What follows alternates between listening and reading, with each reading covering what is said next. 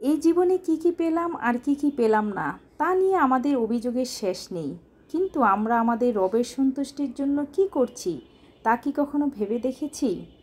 বাবা মাকে বৃদ্ধ অবস্থায় বাবা মার সেবা যত্ন, বাবা মাকে সঠিক সময় সঠিক চিকিৎসা দেওয়া, এটা কজন সন্তান সেই দায়িত্বগুলো পালন করছি? আসলে নামাজ কালাম ইবাদত এগুলোর পাশাপাশি আমাদের যে বাবা মাকে সঠিক সময় সঠিক সম্মান এবং মর্যাদা যত্ন এগুলো করতে হয়, কটা সন্তান বুকে হাত দিয়ে সেই দায়িত্বটা পালন করতে পারেন বলেন তো? কেন এই কথাগুলো বলছি সেটা একটু পরেই বলছি। হ্যালো ভিউয়ার্স, আসসালামু আলাইকুম। আশা করি সবাই ভালো আছেন। আলহামদুলিল্লাহ আমিও ভালো আছি। আলহামদুলিল্লাহ এই কারণ আমি আমার বাবা মায়ের জন্য আমার সর্বোচ্চ দিয়ে আমি সবসময় করে যাচ্ছি এবং করে যাব ইনশাল্লাহ। এই যে দেখছেন না আমার ময়নাটাকে আমি আদর করছি, ভীষণ অসুস্থ আমার মা কুমিল্লাতে আমার ছোটো বোনের বাসায় ছিল, শারীরিকভাবে এতটাই অসুস্থ। ছোট বোন সেই যাত্রাবাড়িতে এগিয়ে দিয়ে গিয়েছে মাকে, কারণ তার ছেলেরও পরীক্ষা স্কুল, সেজন্য সে ঢাকাতে আর আসতে পারছে না। আমি সেই যাত্রাবাড়ি থেকে মাকে নিয়ে সেই ধানমন্ডি ইবনে সিনা হসপিটালে নিয়ে আসছি।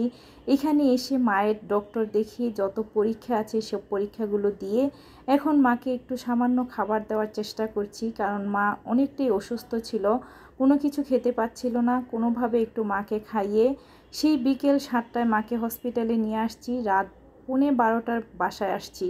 বাসায় এসে মাকে যত্ন করছি। সবাই একটু আমার মায়ের জন্য দোয়া করবেন, আল্লাহ যেন তাকে সুস্থ জীবন এবং নেক হায়াত দান করেন।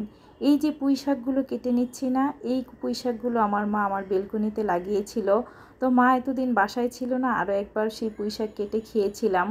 তো আজকে যেহেতু মা বাসায় আছে সেজন্য আমার জন্য একটু পুঁই শাক কেটে একটু সবজি দিয়ে একটু ভাজি করে নিচ্ছি শুটকি দিয়ে। আমার অনেক পছন্দ হলেও আসলে সব সময় সব খাবারগুলো খেতে পারে না, মুখের টেস্টও থাকে না। অসুস্থর জন্য সে আসলে কোনো খাবারই খেতে পারে না। আসলে আমরা সবাই বৃদ্ধ অবস্থায় বাবা মার সম্পদ টাকা পয়সা এগুলো নিয়ে খুব বেশি হিসাব নিকাশ, কি পেলাম কি পেলাম না, কে পেয়েছে কি পাইনি সেগুলো নিয়ে হিসাব নিকাশ করি। কিন্তু বাবা মা যখন অসুস্থ হয়ে যায় তখন কিন্তু বাবা মার সঠিক সময় বাবা মার যত্ন করা, বাবা মার খোঁজখবর নেওয়া, বাবা মার দায়িত্ব পালন করা, এগুলোর মধ্যে অনেকেই আসলে থাকে না।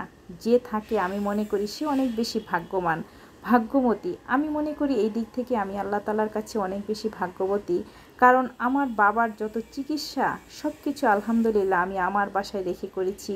এই পর্যন্ত আমার সাধ্যমতো আমি মায়ের সেবা যত্ন, মায়ের চিকিৎসা সব কিছু আমি নিজেই করি। হয়তো সবসময় ভিডিওতে শেয়ার করা হয় না, কিন্তু প্রায় সময় আমার মা যখন অসুস্থ হয়ে যায়, আমার মার বিশেষ কিছু হসপিটাল আছে, যেমন ইয়াতে পান্থপথে ছিল বিআরবি হসপিটাল, ওখানে আমার মা একসময় ডক্টর দেখাতো, ডক্টর মহসিন কবিরকে। সেই ডক্টর আমাদের পৃথিবী ছেড়ে চলে গিয়েছে করোনা মহামারীতে। আসলে সেখান থেকে আমার আম্মা অনেক বেশি দুঃখ পেয়েছিল, সেই ডক্টরকে নিয়ে অনেক বেশি দোয়াও করেছিল। তারপর এখন ইবনে সিনাতে আম্মাকে দেখাই, সেখানেও আম্মা সব সময় চেক আপে থাকে।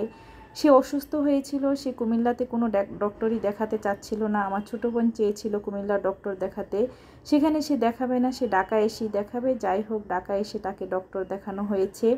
আর এই যে মজার একটা পিঠা তৈরি করছি, এটাও আমার বোন, সে আমাদের গাছের কাঁঠাল, সে তালের মতো লেওয়া করে নিয়ে আসছে রস করে। সেই তালের রস দিয়ে মজা করে, আসলে কাঁঠালের রস করে নিয়ে আসছিল। সেই কাঁঠালের রস দিয়ে আমি একদম তালের পিঠার মতো করে পিঠা তৈরি করছি। এটা অসাধারণ একটা মজার পিঠা, মনেই হবে না যে এটা কাঁঠালের পিঠা, একদম তালের পিঠার মতোই টেস্ট লাগে।